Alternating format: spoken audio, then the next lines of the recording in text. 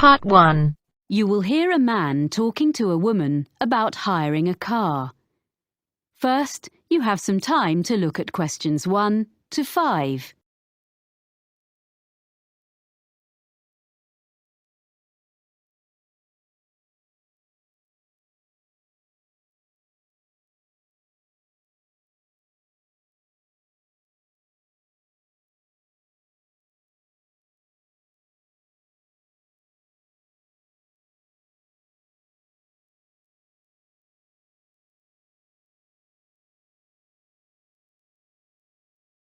Hello, how can I help you?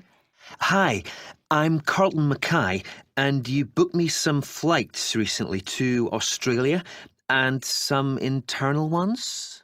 Oh, yes, Mr. Mackay. I remember you now, of course. Well, I find I'm going to need car hire while I'm in Sydney after all. I think you said you could recommend a good value company? Yes, that's right. Cost-wise cars. They're very good and don't charge lots of extras. They have 3 offices in the Sydney area, including one office right at the airport. So I'll just book it online? Yes, you can book online, but you should have their phone number too, just in case. Of course. That's 1800 705 639. It's on the website, and you can get a discount if you quote your booking reference from us. Oh, what's that? I mean the one you got from me when we booked your flights. I have it here.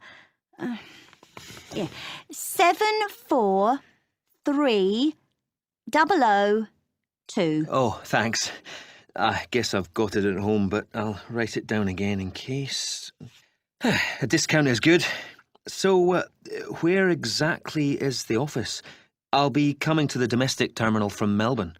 It's immediately outside the international terminal. OK. And another thing I want to check is, will they be open when I arrive, or is it just office hours? Well, they open at 6:45 and close at 6:15 in the evening. So let's see. You're due to land at 6:10.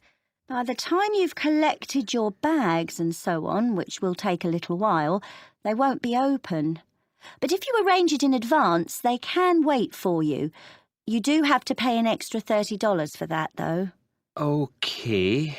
Well, I'm staying near the airport the first night, so I could go back in the morning and save a day's hire? Yes, that'd be better. That'd save you about $50. Do you know what kind of cars they have? Quite a variety, I think. The best value should be under $60 a day with luck. That would be the Echo, I guess. Sorry? ECHO.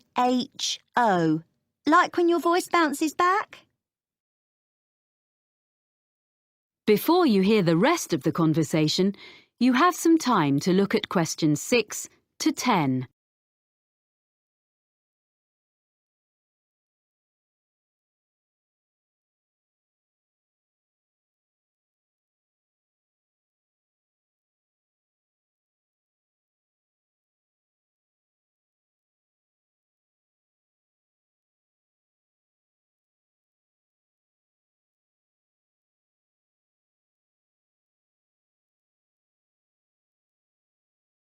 I suppose I have to book online before I leave?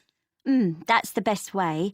They won't deduct any charges until you finish with the car, but they do need your credit card number when you book, and of course they'll want to see your driving licence when you collect. How long will you need it?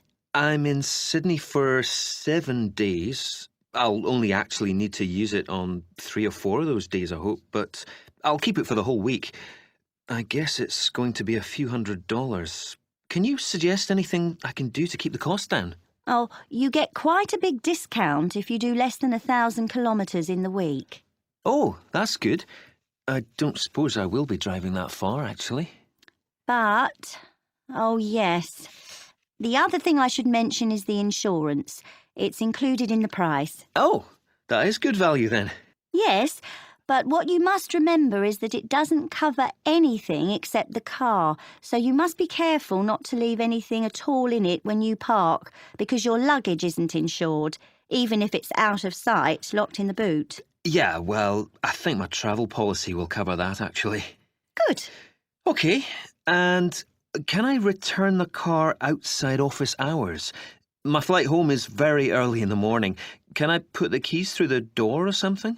There's a secure box just outside the office on the pavement. You just drop the keys in there. Oh, good. And one other thing, you should remember to buy petrol before you leave it.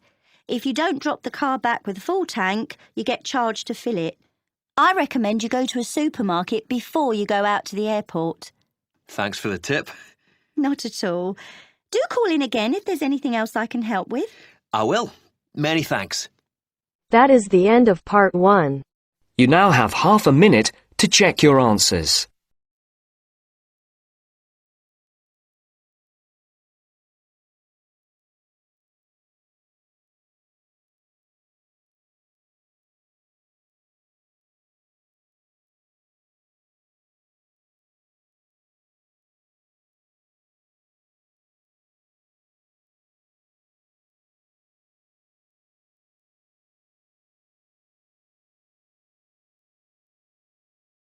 Now turns to part 2.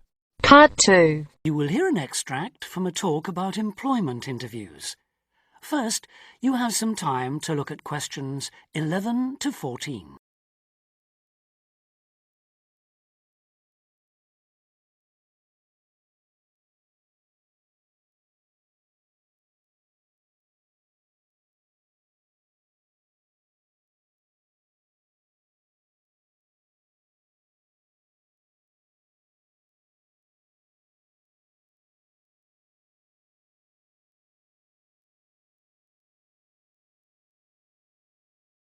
Today I have with me Sandy Richardson of the local Workforce Center, and she'll be talking about that critical step towards the goal of employment, the interview. Sandy, what is an interview for, and what's the best way to approach it? A job interview is simply a meeting between you and a potential employer to discuss your qualifications and see if there is a fit. The employer wants to verify what they know about you and talk about your qualifications. If you have been called for an interview, you can assume that the employer is interested in you. The employer has a need that you may be able to meet, so it's your goal to identify that need and convince the employer that you're the one for the job. As everyone knows, interviews can be stressful, but when you're well prepared, there's no reason to panic. Preparation is the key to success in a job search, and you can begin by collecting together all the documents you may need for the interview, such as extra copies of your resume, lists of references, and letters of recommendation. You could also take some work samples, selecting from what you have designed, drawn, or written, for instance. And make sure you have a pen and pad of paper for taking notes. The next step is to find out about the post. The more you know about the job, the employer, and the industry, the better prepared you will be to target your qualifications. Always request a job description from the employer and research employer profiles at the Chamber of Commerce or local library. You could also try to network with people who work for the company or with employees of companies associated with it. The next step is to match your qualifications to the requirements of the job. A good approach is to write out your qualifications along with the job requirements. Think about some standard interview questions and how you might respond. Most questions are designed to find out more about you, your qualifications, or to test your reactions in a given situation. If you don't have any experience or skills in a required area, think about how you might compensate for those deficiencies. Before you hear the rest of the talk, you have some time to look at questions 15 to 20.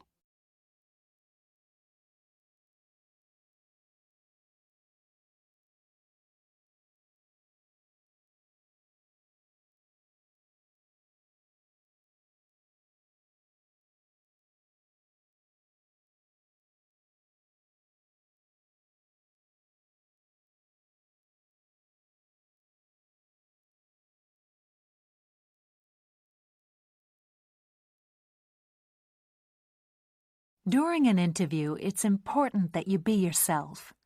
Get a good night's sleep and plan your travel to be there in plenty of time so that you're not arriving out of breath with 30 seconds to spare. Don't, though, present yourself for the interview too early, 10 minutes at most. In the interview, listen carefully to each question asked. Take your time in responding and make sure your answers are positive. It's important to express a good attitude and show that you're willing to work, eager to learn, and are flexible. If you are unsure of a question, don't be afraid to ask for clarification. In fact, it's sometimes a good strategy to close a response with a question for the interviewer. In general, focus on your qualifications and look for opportunities to personalize the interview. Briefly answer questions with examples of how you responded in comparable situations, from either your life or previous job experiences. Something you should avoid are yes or no responses to questions, but don't dwell too long on non-job related topics. Use caution if you are questioned about your salary requirements. The best strategy is to avoid the question until you have been offered a job. Questions about salary asked before there is a job offer are usually screening questions that may eliminate you from consideration, so be warned. On the other hand, it isn't inappropriate to show your enthusiasm if your first impressions of the interview and of the employer are good ones. So, if the job sounds like what you are looking for, say so. Keep in mind that the interview is not over when you are asked if you have any questions. Come prepared to ask a couple of specific questions that again show your knowledge and interest in the job. Close the interview in the same friendly, positive manner in which you started. When the interview is over, leave promptly. Don't overstay your time. Think about the interview and learn from the experience. Evaluate the success and failures.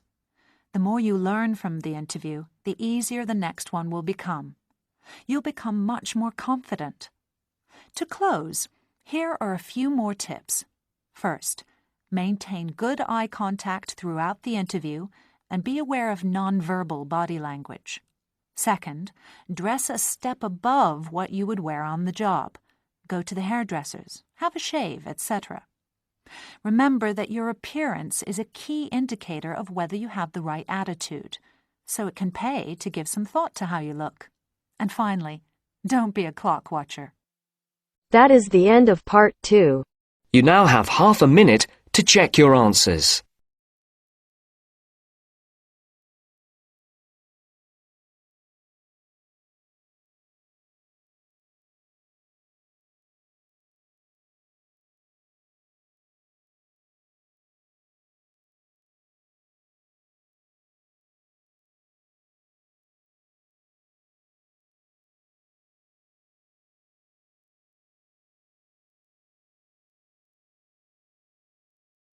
Now turns to part 3. Part 3. You will hear a student of landscape architecture discussing a project with his tutor. First, you have some time to look at questions 21 to 24.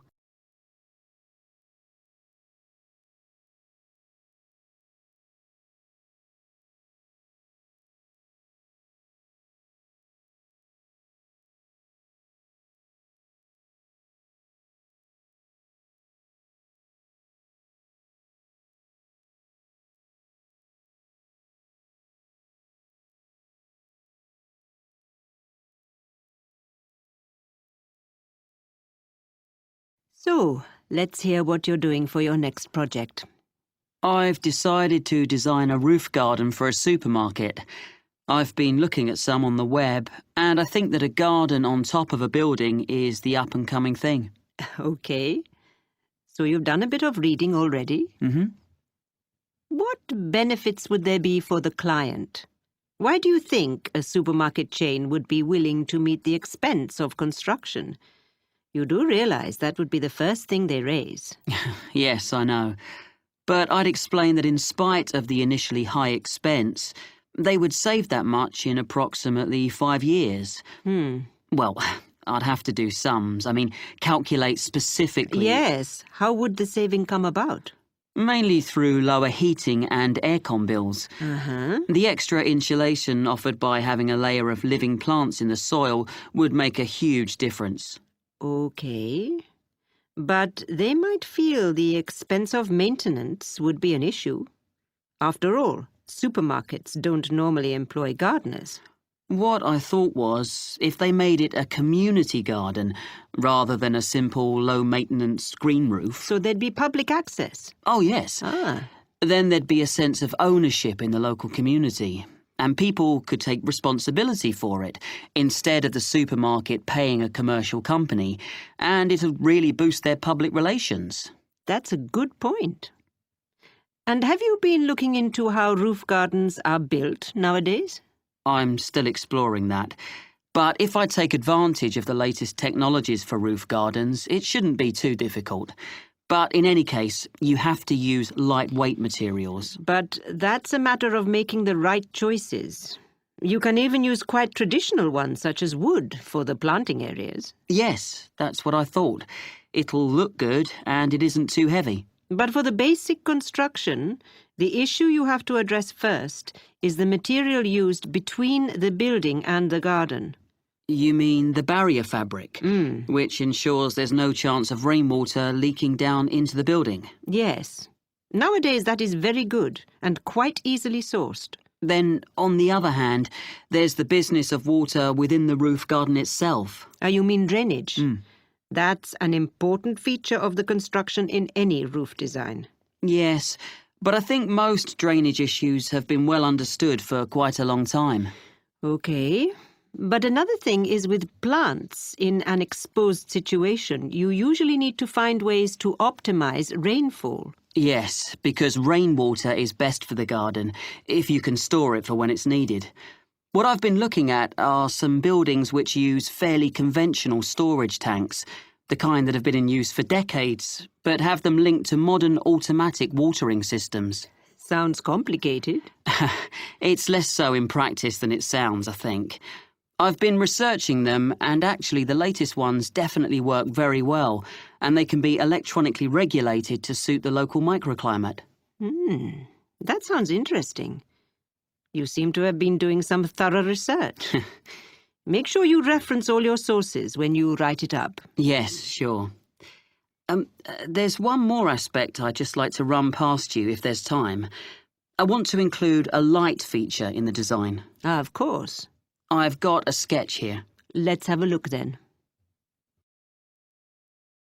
Before you hear the rest of the conversation, you have some time to look at questions 25 to 30.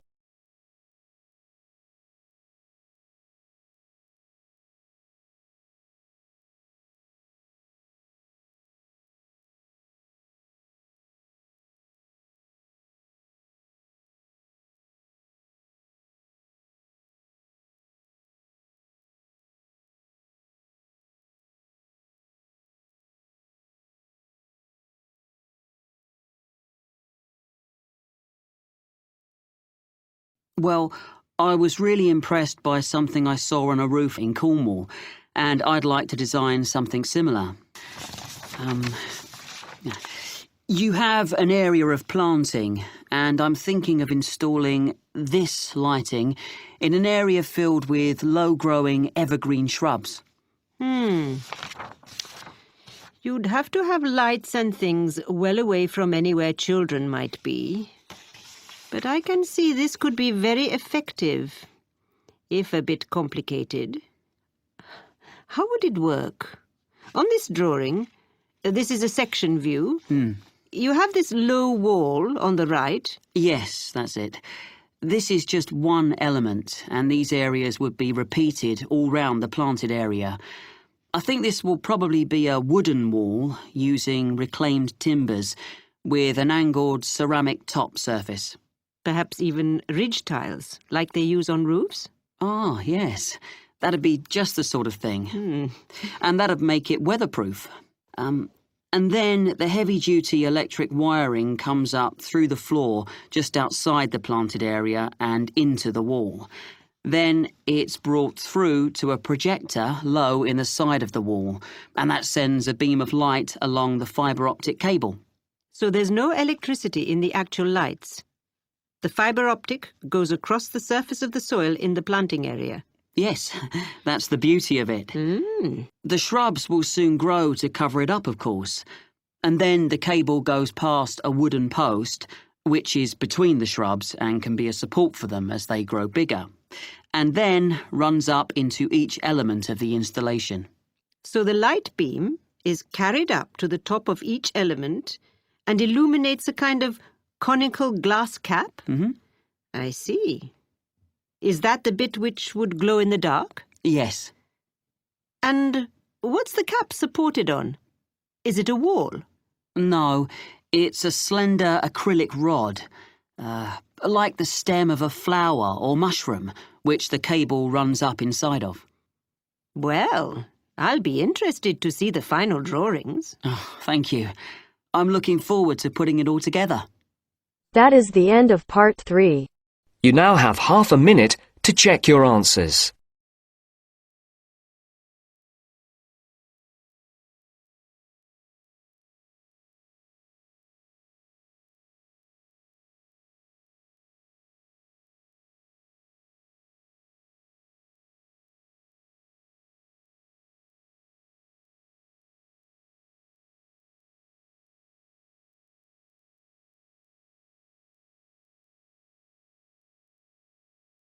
Now turns to part 4. Part 4. You will hear part of a lecture about the school calendar. Listen carefully and answer questions 31 to 40.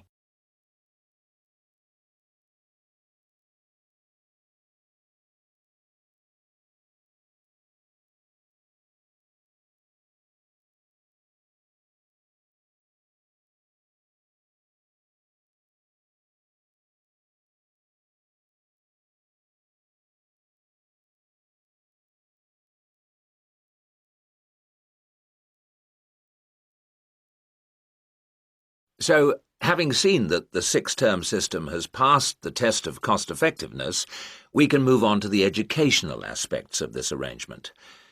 Firstly, all the terms would be approximately the same length.